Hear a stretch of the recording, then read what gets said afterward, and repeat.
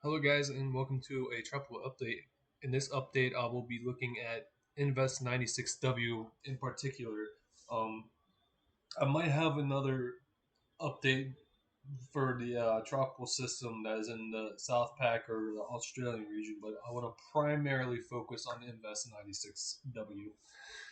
As you can see, it's located at 5.0 north and 144.6 east. Maximum sustained winds are at 15 knots or 20 miles per hour. It's been taking its sweet time getting together, but I think overnight tonight it's going to start really ramping up. And I think we may have a tropical cyclone on our hands by tomorrow at some point in the morning or afternoon. Minimal central pressure is at 1,005 millibars. And here we go. 96W Invest. We're looking at model guidance, and the only model that really is on here is the GFS.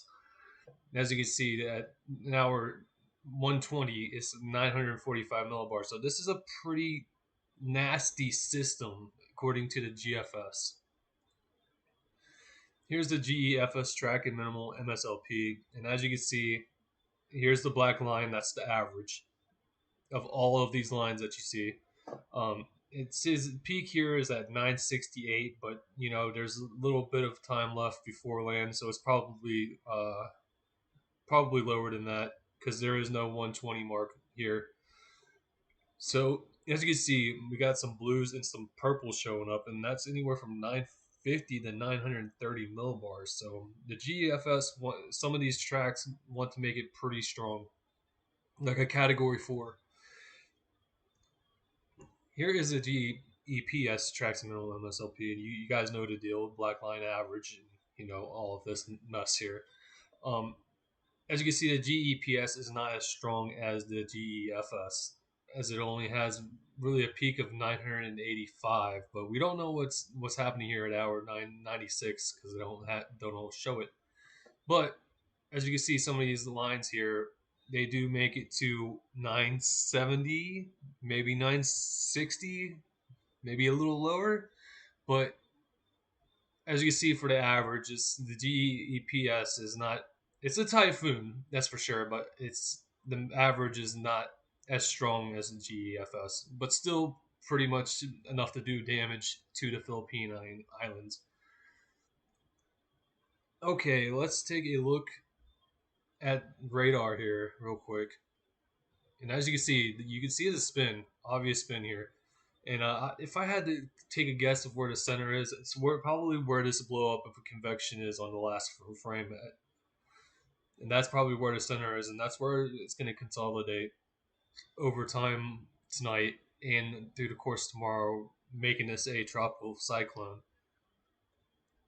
All right, so now we're going to take a look at four models. First, we're going to take a look at the GFS here, and as you can see, this is initialized at 18Z, and this is 6 hours from now, or 0Z, which is pretty much like 2 hours from now. So we're going to take a look at shear here. And as you can see, it's working with some decent relative humidity at 86%, and the shear is only 7%. So, that stuff is good to go. We got no problems there. So let's take it out to 24 hours, and as you can see, it goes to 995, which is definitely a tropical storm at this point.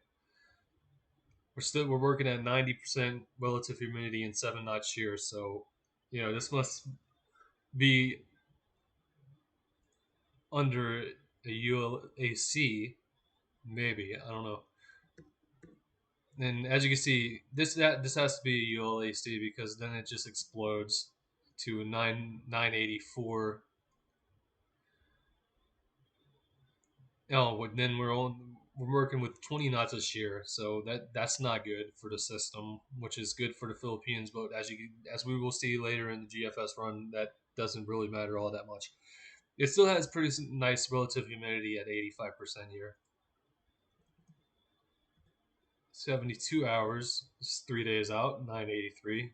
It's taking its time because of the shear.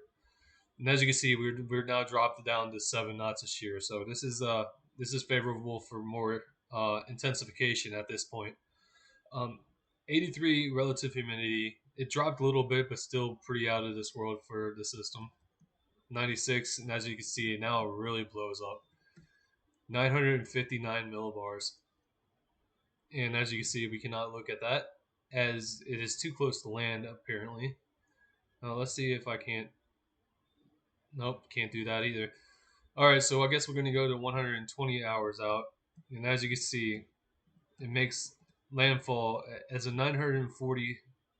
I'm going to say 946 millibar typhoon because it makes probably it looks like it makes landfall in between these two time points. So we're looking at a solid category 3, if not a category 4 at this point in time, making a landfall in the Philippines. So with that being said, there's something else I want to check out here on the GFS before I move along. We're going to take a look at the precipitation, if you will, that may fall in the time frame. Let's see. We're going to go to 120. And as you can see, that's some pretty hefty rainfall amounts. That's anywhere from 300 to 500 millimeters. And I'm going to check how much that is. 500. Okay, no, that's not what we want. 500. Okay, no. 300 inches. All right, let's not do that. So we're looking anywhere from 11 inches to 19 inches, which we're going to round up to 20. So the Philippines is definitely going to get a lot of rain from this. So there's definitely going to be some flooding concerns going forward. So not only are you going to have to deal with the wind, not only are you going to have to deal with the storm surge, but you're going to have to deal with freshwater flooding as well. So there's a triple threat here with this, as most tropical systems tend to have that are this strong. Okay, let's take a look at the CMC here. This is the Canadian mile, and this was initialized at 12Z today. They only do with 12Zs and 0Z increments here. So this is 24 hours from now, and as you can see, it's pretty slow to get going here. 48 hours. Now it starts to get together here as this is a solid tropical storm. 72. This is now getting into typhoon territory. 988 millibars. 96. Now it's really taking off. 975 millibars, which is a solid category 2.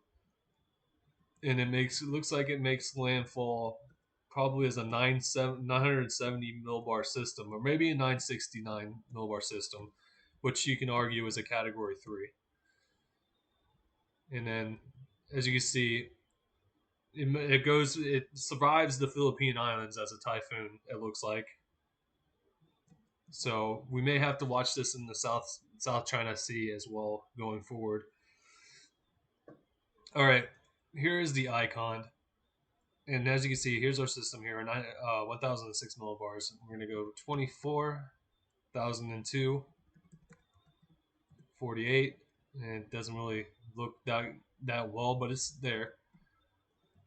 72, 993. So this is still a pretty moderate to strong tropical storm. It's not really going as fast as others, but then as we get closer to landfall, it starts to pick up in intensity, going in at 978 millibars, which is a solid category 2 at this point.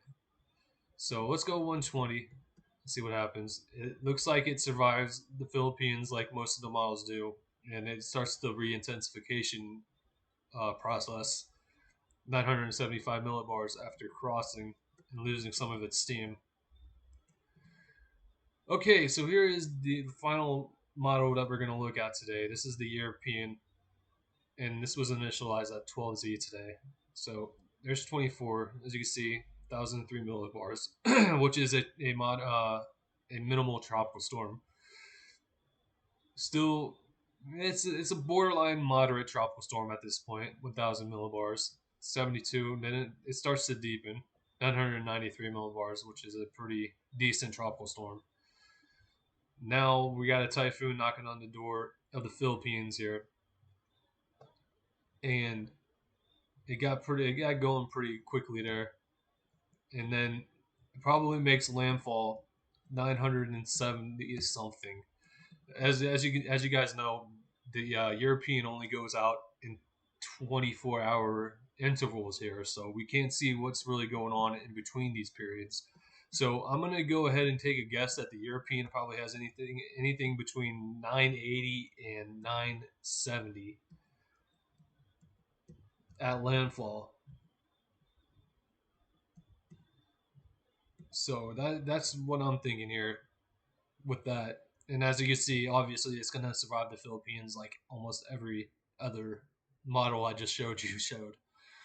All right, so here is the sea surface temperatures, and as you can see, there's still plenty warm enough here. We got widespread 29s, we got 30s, we got 28s. But this is definitely warm enough to support a very strong typhoon, and that's what most models are showing with Invest 96W, and that's not a good thing. Obviously, this is still 5 days out. I mean, from hitting the Philippine Islands, I mean, it could hook.